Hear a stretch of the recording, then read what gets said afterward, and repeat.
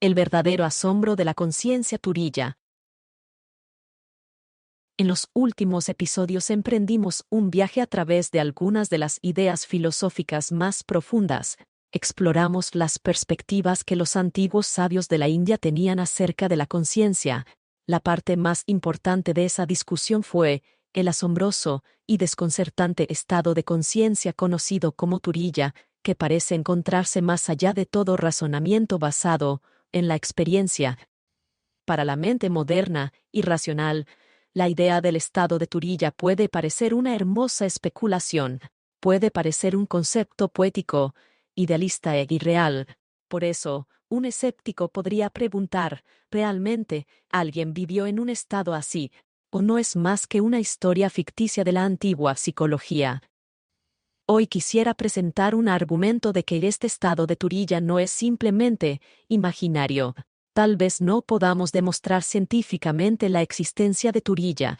Sin embargo, sí podemos examinar hechos documentados de las vidas de personas que vivieron en ese estado, personas que vivieron entre nosotros, no hace siglos, sino apenas hace unas décadas.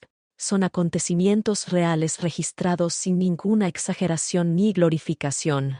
Con ese propósito, tomaré como ejemplo la vida de uno de los santos más conocidos del sur de la India. No me estoy basando en libros ni en himnos de alabanza. Mi fuente consiste únicamente en los testimonios de personas sencillas que convivieron con él y lo vieron con sus propios ojos. Estas personas no tenían nada que ganar ni ninguna razón para inventar historias. Las primeras personas que me hablaron de él fueron varias mujeres de edad avanzada que habían vivido en la época de este santo. Ellas no sabían quién era. Tampoco sabían de dónde había venido. Este santo vagaba completamente desnudo por las aldeas costeras del sur de la India.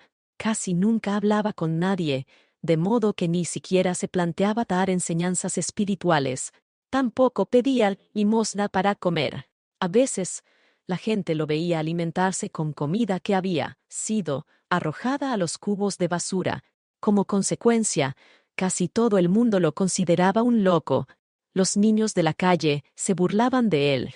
Incluso le arrojaban piedras, pero el santo jamás reaccionaba. A veces, simplemente para alejarse de aquellos niños traviesos, se subía a los árboles más altos y permanecía allí sentado. Después de vagar de pueblo en pueblo durante muchos años, finalmente se estableció en un templo abandonado, en medio de un bosque cercano a lo que hoy es la gran ciudad de Mumbai. Los habitantes tribales de la zona comenzaron a cuidar de él e incluso le construyeron una pequeña choza. Pasaba la mayor parte del tiempo sentado en meditación dentro de aquella choza, como si estuviera completamente ajeno al mundo exterior. Solo en muy contadas ocasiones hablaba con alguien, pero poco a poco, la gente comenzó a sentirse atraída hacia él. Su fama empezó a extenderse. La gente comenzó a llamarlo Bhagavan, un ser divino. Así nació Bhagavan Nityananda de Ganeshpuri.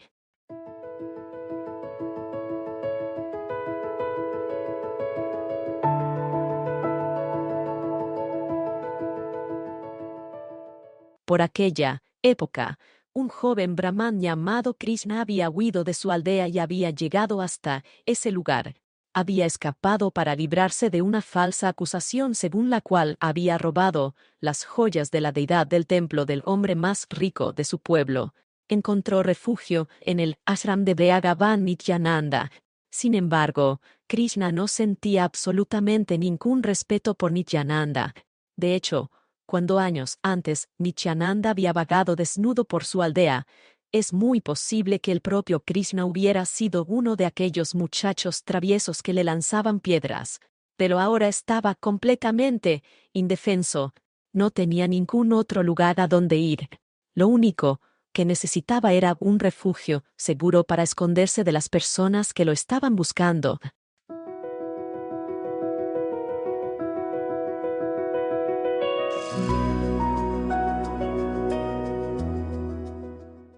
Muchas décadas después, conocí a ese mismo Krishna.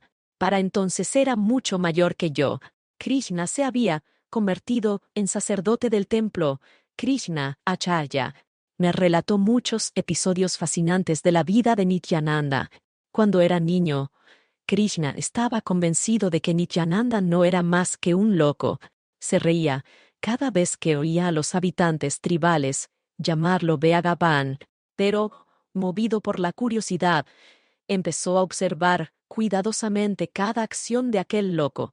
Según Krishna Acharya, Nityananda permanecía casi todo el tiempo en un estado parecido al samadhi profundo. Solo hablaba en ocasiones muy excepcionales. Sin embargo, curiosamente, las únicas veces que parecía comportarse como un loco eran cuando los jugadores acudían a pedirle consejos para sus apuestas. Les gritaba, los insultaba y les arrojaba cualquier objeto que encontrara cerca para intentar ahuyentarlos, pero nadie se lo tomaba en serio. Interpretaban cada palabra que pronunciaba y cada dedo que levantaba como una pista sobre los números ganadores. ¿Cómo era la rutina diaria de este loco? Hasta un loco tiene que comer. También tiene que atender las necesidades naturales de su cuerpo. Era Nityananda una excepción. Krishna observaba todo esto con muchísimo cuidado. Según Krishna, Nityananda se levantaba muy temprano por la mañana y salía de su choza. Después de hacer sus necesidades, permanecía de pie en un estanque cercano con el agua hasta el cuello. Ni siquiera parecía interesado en frotarse o limpiar bien su cuerpo. Hubo un detalle que impresionó profundamente a Krishna. Ya fuera al despertar, caminar, bañarse en el estanque, regresar a su choza o realizar cualquier otra actividad, Nityananda hacía todo como un sonámbulo, sin la menor implicación personal, con absoluta serenidad y con una precisión casi mecánica. Era como si su cuerpo funcionara automáticamente, mientras que su conciencia permaneciera establecida en algún otro lugar. Cuando los aldeanos colocaban comida delante de él, a veces simplemente comía lo que tuviera enfrente. Incluso se comía las frutas sin quitarles la cáscara. Parecía completamente indiferente al sabor, a sus gustos o disgustos y a las normas sociales. Daba la impresión de que ya no existía en él ningún ego personal capaz de decir yo, de preferir algo o de rechazarlo. Todo aquello dejó a Krishna profundamente desconcertado. ¿Será realmente un loco este hombre? Una y otra vez volvía a hacerse la misma pregunta. Pasaron los años.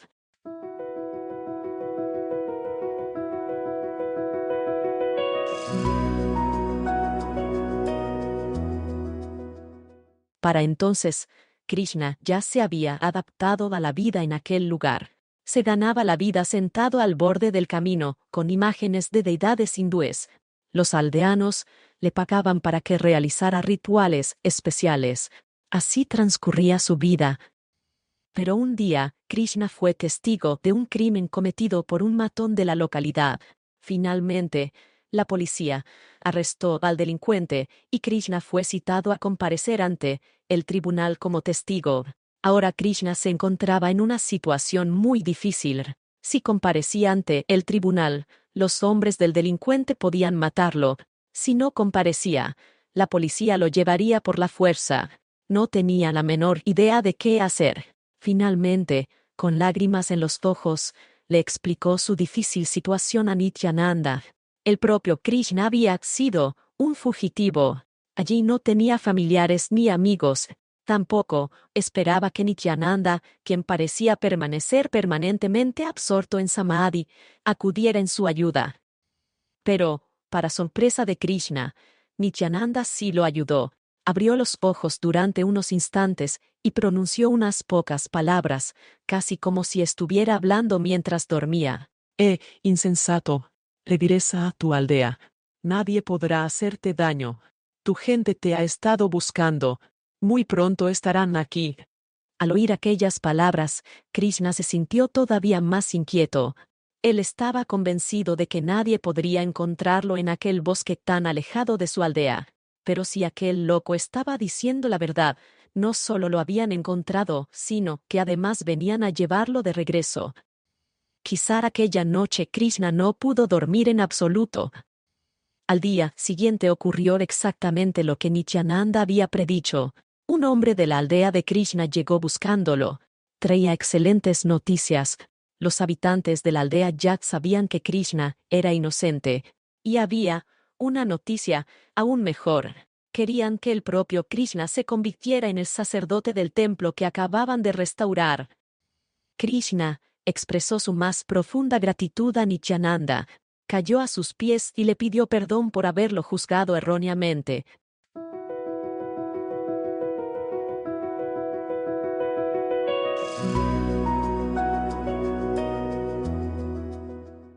Muchos años después, cuando encontré a ese mismo Krishna sirviendo como sacerdote del templo de su aldea, me relató sus experiencias con Nityananda.